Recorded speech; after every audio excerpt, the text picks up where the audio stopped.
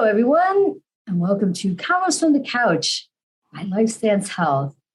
I'm Nikki Lianza, and on today's episode, I'll be talking with Anthony Catullo, a clinical counselor from our Independence, Ohio office on the importance of boundaries for positive mental health.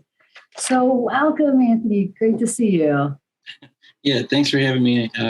Thanks for having me today, Nikki. Yeah, no problem. It's great. I know we work out of the same office here in Independence, Ohio, so it's great to see you. And I know you're only right down the hall, but it's okay. Have a great conversation here. So let's jump in and looking at boundaries.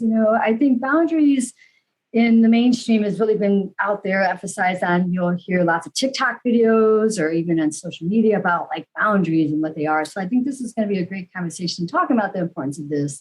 So, just jumping into that question, how would you define boundaries and what they are? Yeah, so for me, boundaries are a way of telling people how you're going to allow them to treat you, right? And when we struggle with boundaries, it can not have the best effect on our mental health. It cannot have the best effect on our, on our energy in general. Feeling drained, feeling taken advantage of, etc. Give us some examples of somebody maybe not setting the best boundaries.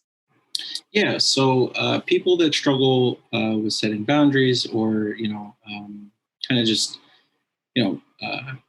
sometimes these are people that kind of like an open book, where they overshare a lot of information.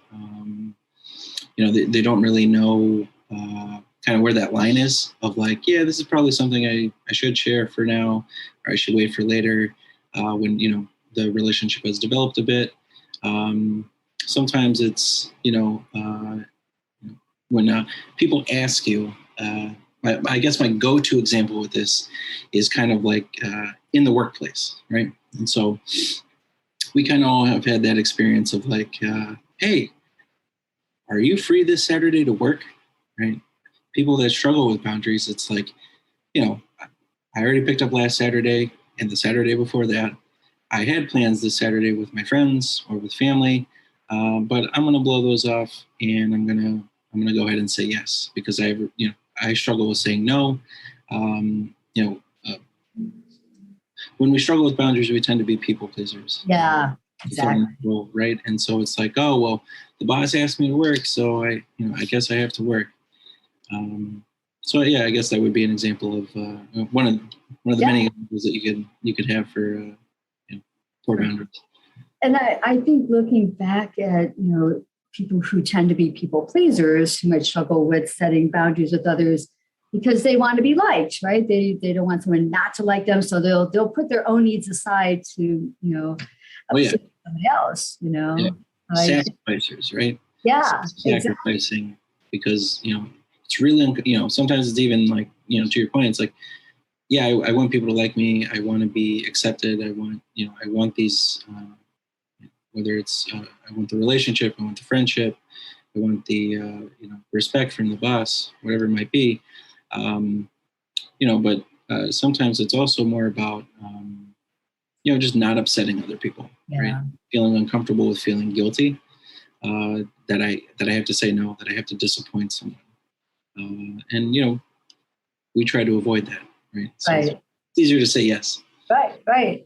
And, one of the things, and I know in a minute we'll get to, examples of what positive boundary setting looks like, but for some people who maybe haven't been so good at setting boundaries in their life with other people, or even their time and things like that, when they start doing it, it might feel like it's so harsh that they're setting boundaries with others. And so it feels to them, especially to the people pleasers, of like, oh no, they're going to get really mad at me if I tell them no, or that I can't, or something like that. So I have noticed that people will feel like it's so harsh when they start setting boundaries. So have you found that as well? Yeah, absolutely. I think, not to put like an occurrence on it, but, half the time, more than half the time,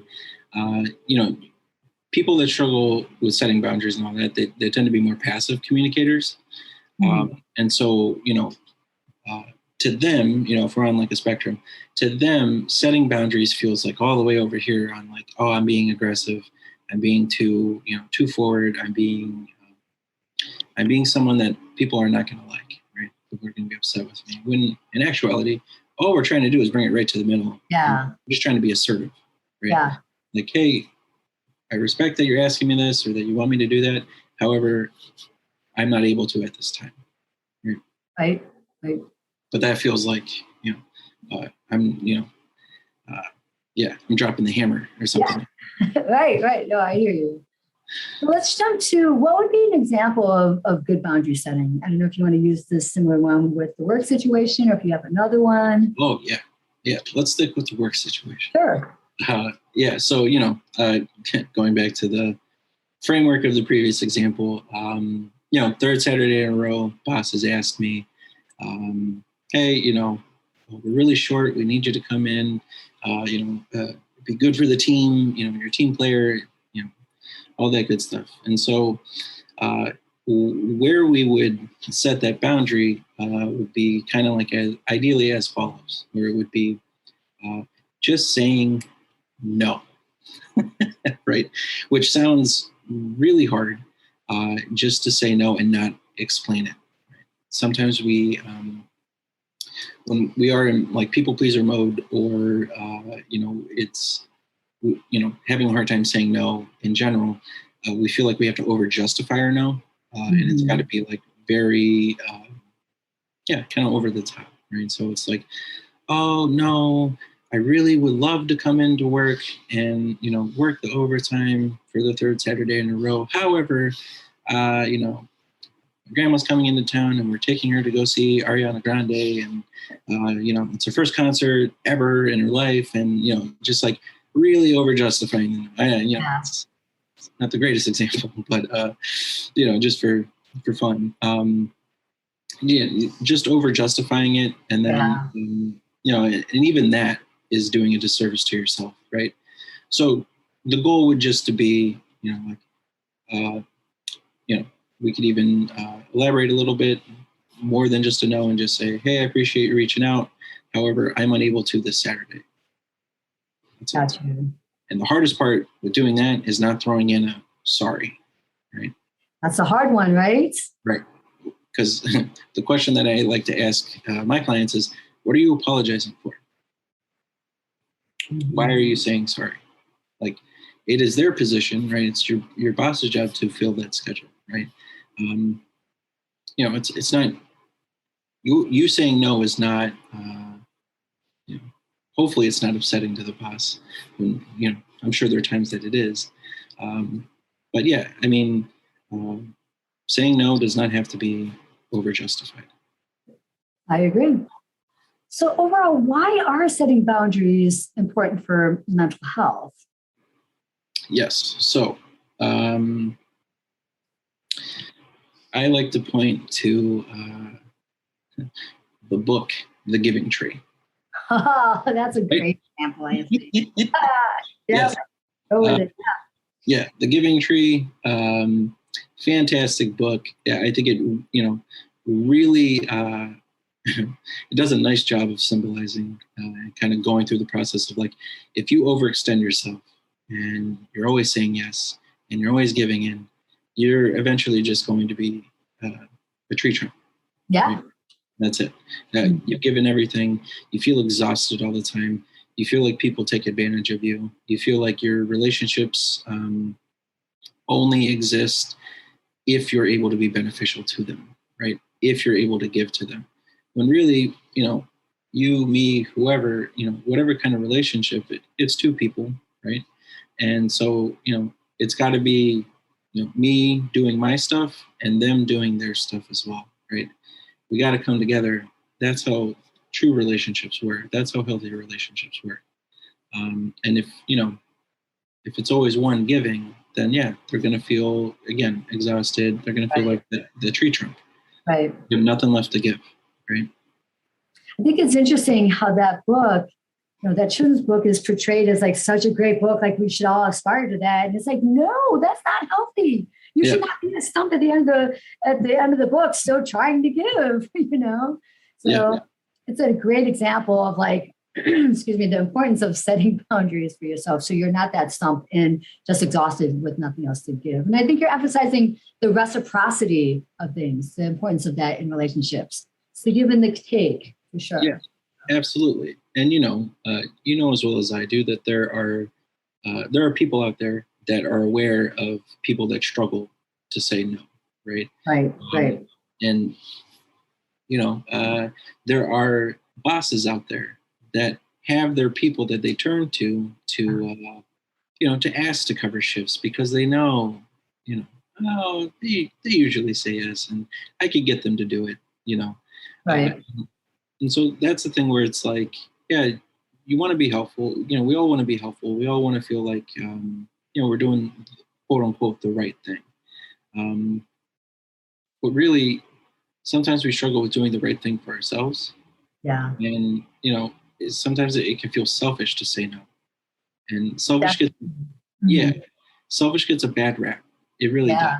Being selfish is not, it's like anything else. There's an extreme, right? Where it's like, don't want to be selfish.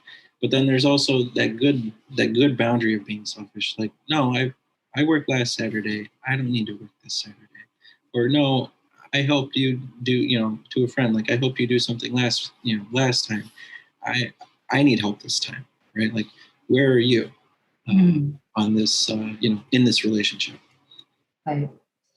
So what can people do to improve their boundaries if they do have a hard time setting them with others? Yeah. So, like in all things, it should be more about moderation, right? And slow and steady wins the race. And so I like to go with the approach of starting small, right? And really working on being assertive. Boundaries are kind of, they're one of the foundational pieces for relationships and communication, right?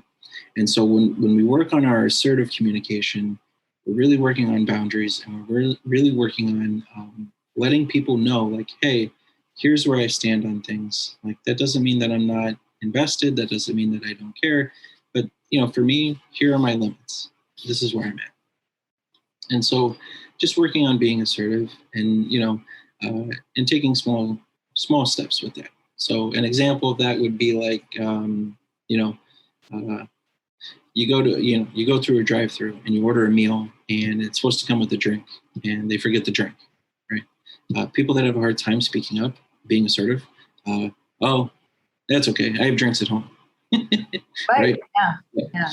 And so really all you have to, it's about working on like, hey, excuse me, I ordered, such and such meal. It's supposed to come with a drink. Could I have that, please? Right. Like sometimes some people feel like they're going to be a bother if they kind of go back and ask, I don't want to bother them, kind of a thing. Again, setting aside your needs for somebody else's needs. Right.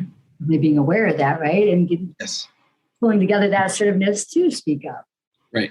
Am I being self-sacrificing? Oh, great. I think that's a key question right there to help someone recognize, all right, does that boundary need to be set here for me? Am I being self-sacrificing? And obviously, if they're saying yes, then that should point some arrows to what they need to do next with setting a boundary, right? Yeah. It's kind of like having like a mental if-then chart, right? If I'm being self-sacrificing and it's not beneficial to me, then why am I doing this? Right? Am I operating out a sense of I don't want to be a bother, I don't want to upset someone, I want people to like me, whatever it might be, right? And so sometimes, and again, kind of touching back on like that word selfish, right? Like kind of like inquiring for ourselves, like, what am I getting out of this interaction? What am I getting out of this relationship? What am I getting out of this profession? Whatever it might be. And that changes over time, So it's kind of like, over time having those check-ins with yourself and knowing that like, I'm starting to get a little lax with my boundaries, or maybe I'm being too strict with my boundaries, and just trying to reassess as we go. Any other takeaways you'd like us to know about boundaries and their importance? Yeah. So, I debated back and forth on whether I'd share this, but I share it with my clients all the time, and it's kind of like a nice intro to really like broaching the subject of boundaries. I have a saying, B is for boundaries. They're fun for everyone. It's true. They are. When we have good boundaries, we don't feel depleted. We don't feel stressed in relationships. We don't feel stressed in social situations, or at least not as stressed, right? So boundaries are crucial to navigating relationships. So I encourage people that struggle with boundaries and all that, please, if you're in therapy, please try and work on it. If you're not in therapy, please try to seek it out. Everyone should be in therapy. That's my stance. I agree, for sure. We all have things that I think we can work on within ourselves, for sure. Absolutely. So thank you, Anthony. Thank you for sharing your knowledge with us about boundaries and their importance. And thank you again. And I think you've inspired a lot of people to look into themselves and realize, they need to be setting better boundaries here. And no longer should be self-sacrificing, for sure. Yes, absolutely. Thank you for having me, Nikki. I appreciate it. Take care.